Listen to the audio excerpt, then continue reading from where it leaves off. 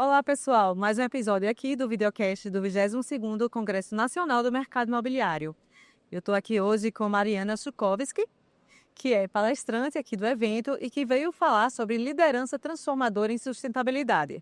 Para conversar com a gente também e ver a parte prática da aplicabilidade da questão da sustentabilidade, eu estou aqui com Marta Ponzi, que é diretora do Secov, entidade promotora do evento. Tudo bem, meninas?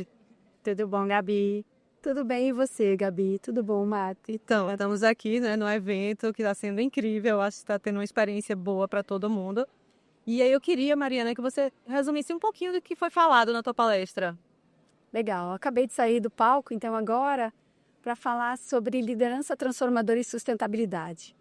A gente sabe que existem inúmeros desafios, né, em implementar a sustentabilidade. Existem muitos desafios no setor, no mercado imobiliário, na gestão de condomínios.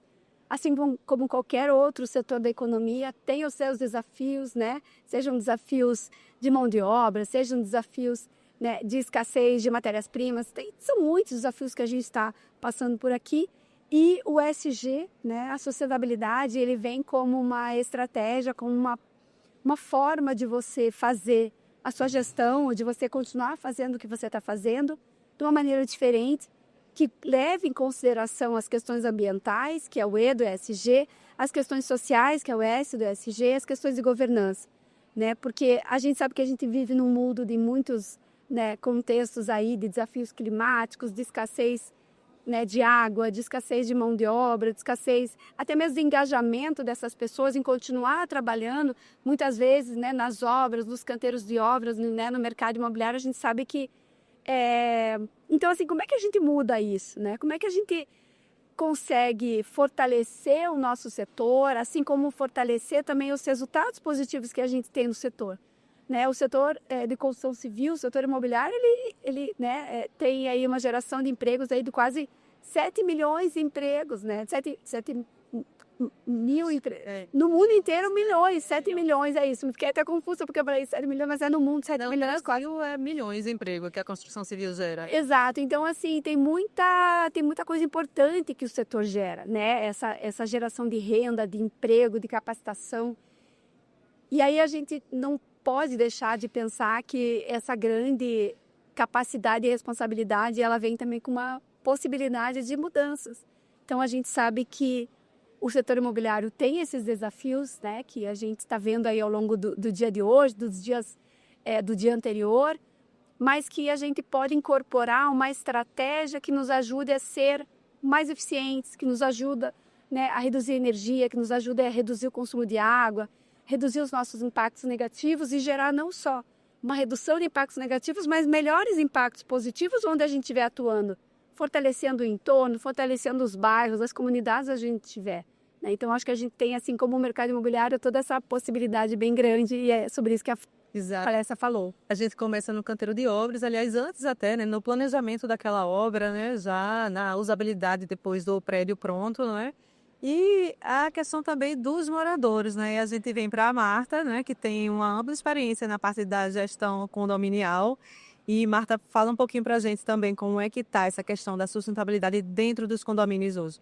É muito mais, Mariana, dentro dos condomínios, a gente estava até conversando um pouquinho antes, que é muito mais uma questão educativa, né? A gente, é uma mudança de mentalidade. A gente tem aí exemplos de condomínios que plantam a coleta seletiva, né? Puxando um pouquinho para a sustentabilidade, plantam a coleta seletiva.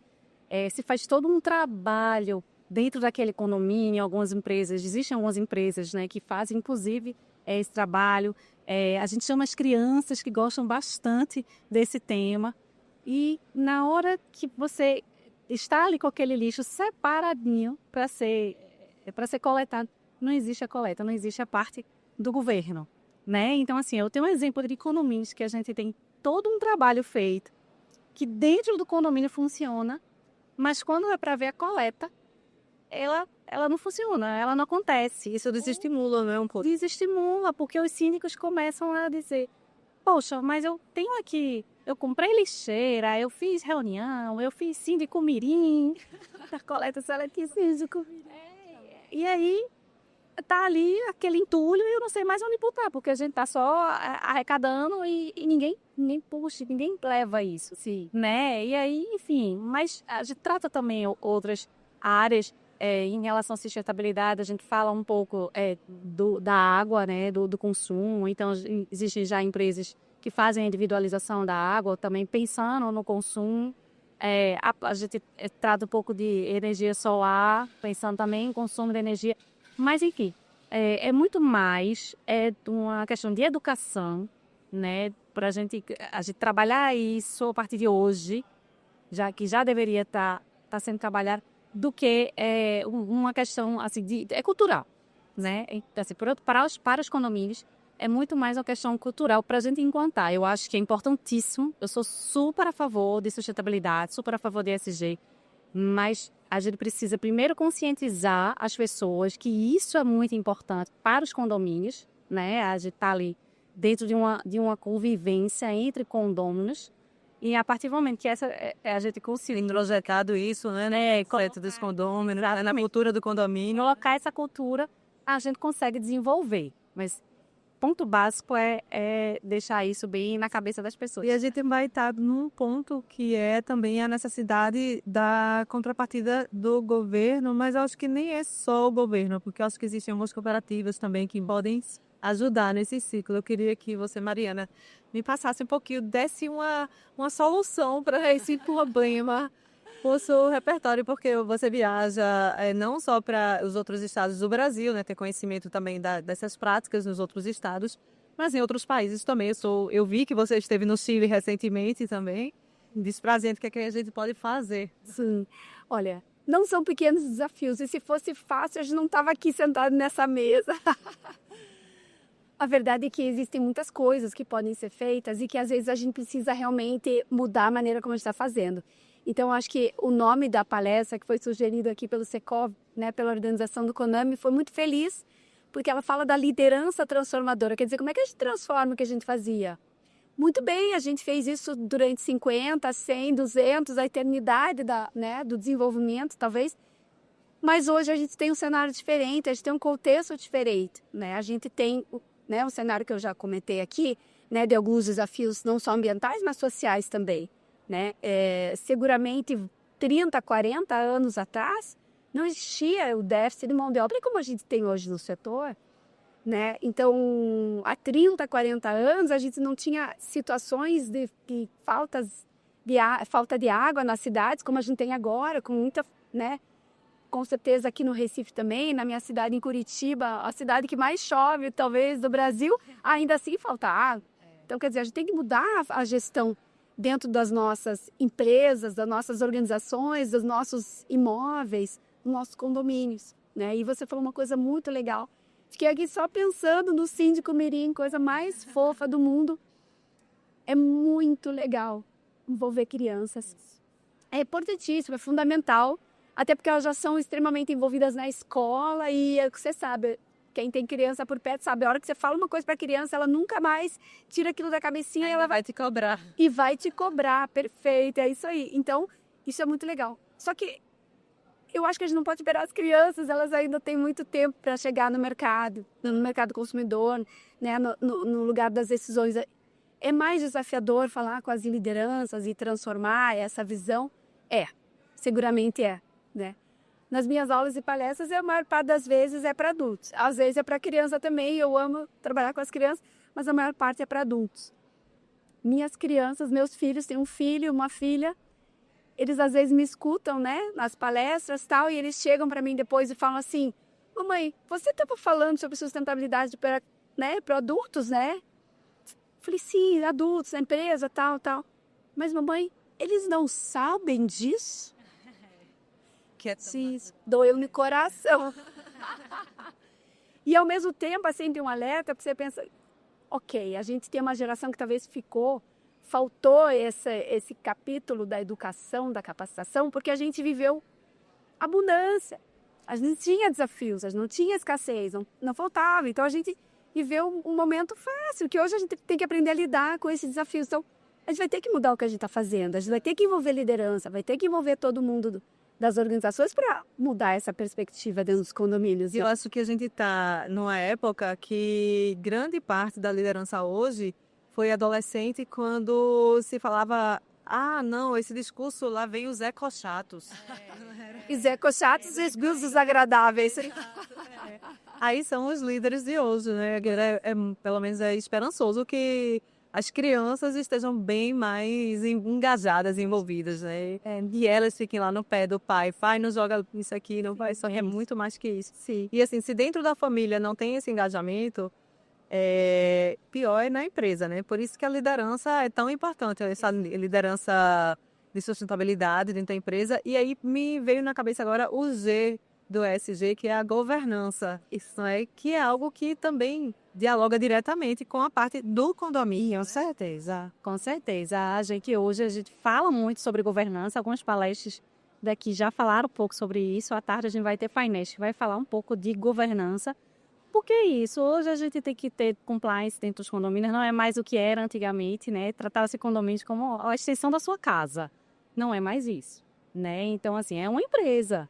Então, a gente precisa ter aquele conjunto bem organizado, né? Com governança, com compliance, princípios de compliance.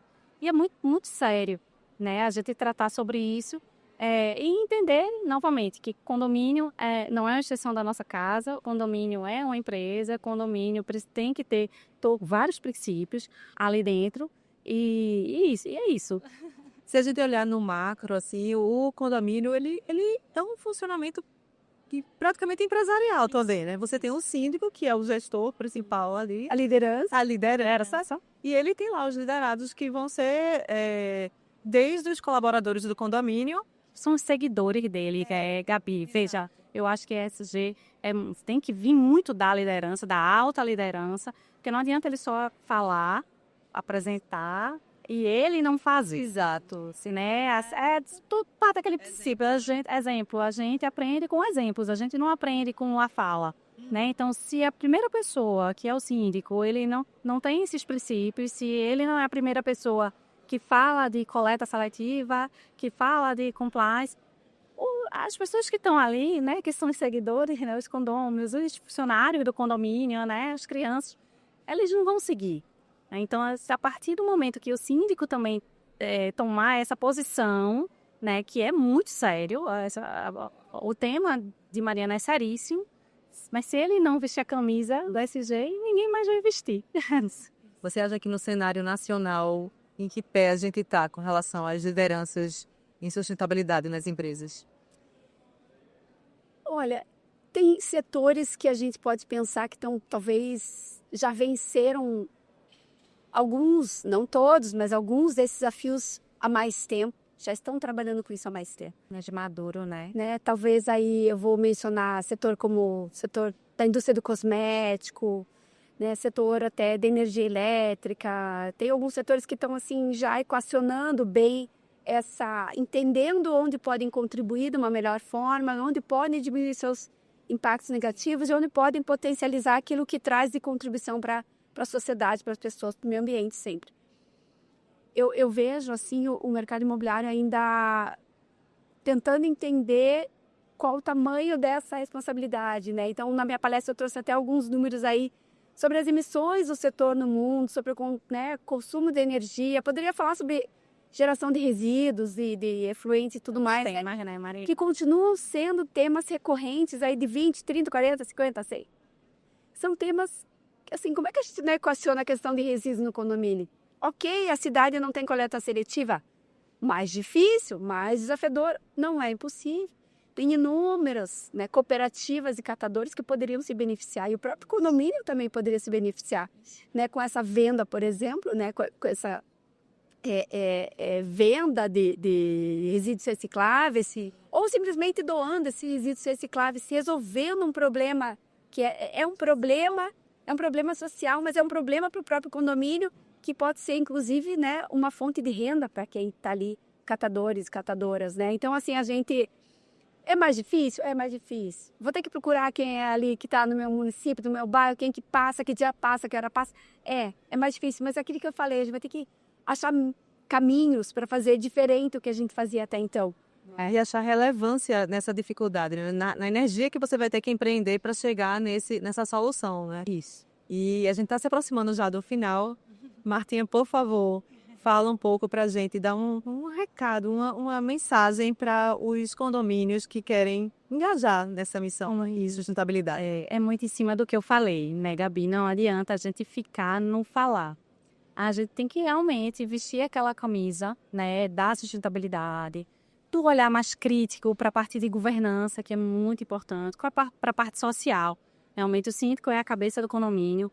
E aí, assim, ele tentar trazer isso para dentro do condomínio, colocar lá em reuniões, colocar em comunicados, informar o que é que isso pode trazer de bom para o condomínio, porque eu acho que tem inúmeras, a gente for numerar aqui, inúmeras coisas boas que pode trazer para o condomínio a partir do momento que ele entender primeiro para que isso vai servir de bom para ele passar isso para os condôminos, eu tenho certeza que a gente consegue caminhar mais facilmente nessa área. Muito bom, com certeza. Por favor, uma mensagem sua de Sim. despedida aqui. Eu acho que a gente pode pensar assim que dentro do mercado imobiliário a gente precisa entender que cada imóvel, cada canteiro de obra, cada edifício, cada construção, ela tem um impacto muito importante no que está em volta dela. E não é só o que está dentro. Né? Então eu estava aí conversando com algumas pessoas depois da palestra e a pessoa falou, o estabelecimento tal, o resort tal, que é lindo, maravilhoso, mas você vai na rua de trás, está lá todo o resíduo jogado no chão, poluindo, tal, né, entupindo. Então assim, como é que a gente faz para ampliar ainda mais essa visão de impacto positivo como líder responsável, engajado numa agenda que é desafiadora, porém que é necessária e que não tem um caminho de volta, se a gente não olhar também para o que está em volta de nós, sair um pouquinho dessa microcélula, entender que a gente é uma engrenagem de um sistema, do bairro, da cidade, da sociedade como um todo. Então, eu agradeço bastante a participação de vocês e eu espero muito que esse momento seja uma sementinha plantada no coração e na cabeça de quem está nos assistindo aqui. Obrigada, pessoal. Obrigada, Gabi. Obrigada.